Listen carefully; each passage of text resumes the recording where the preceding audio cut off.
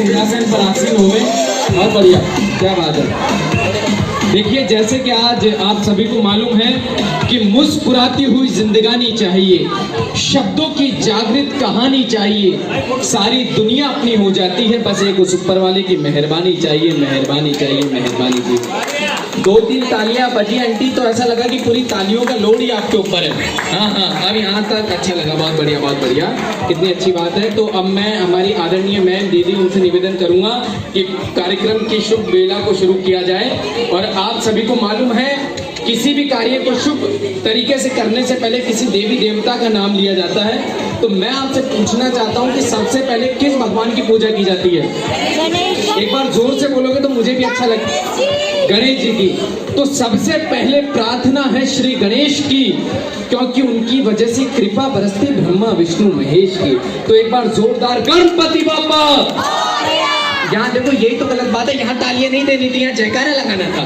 गणपति बाप्पा, गणपति बाप्पा। तो मैं निवेदन करूंगा कि हमारी छोटी सी घर की आंगन की खिलती हुई लड़की, छोटी सी बच्ची मिष्टी, वो आने ही वाली है। कुछ तकनीकी समस्याएं हो जाती हैं जीवन में, लेकिन उससे पहले मैं आपको एक छोटी सी बात से जोड़ता हूँ। अभी हमारी कॉलोनी में मियाँ बीवी घूमने गए। आंटी गए कहाँ? शिमला। तो मियाँ बीवी घूम रहे थे आराम से, तो घूम रहे थे, तो पत्नी ने पति से पूछा कि एक बात बताओ भाग्यवान, कल को अगर मुझे कुछ हो जाता है जीवन में तो तुम किसके साथ में रहोगे? तो पत्नी ने कहा बड़े शर्माते हुए, जी अपन घूमने जा रहे हैं, तुम ऐसी बातें क्यों कर रही हो?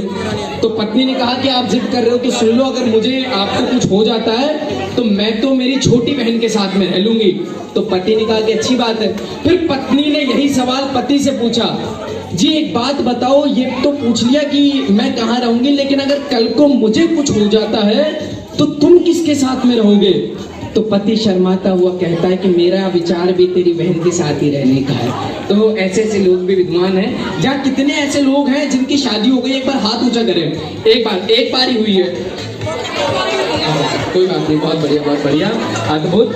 कि खूबसूरती से एक पल का किस्सा बन जाता है, जाने कब कौन जिंदगी का हिस्सा बन जाता है। और कुछ लोग मिलते हैं जिंदगी में आप जैसे, जिनसे कभी ना बिछड़ने का रिश्ता बन जाता है। बहुत अच्छी जगह है, बहुत बढ़िया, बहुत बहुत। एक बार जोरदार तालियां बजा दीजिए इनके लिए। भगवान आपको अच्छी बहू दे। बहुत बढ़िया।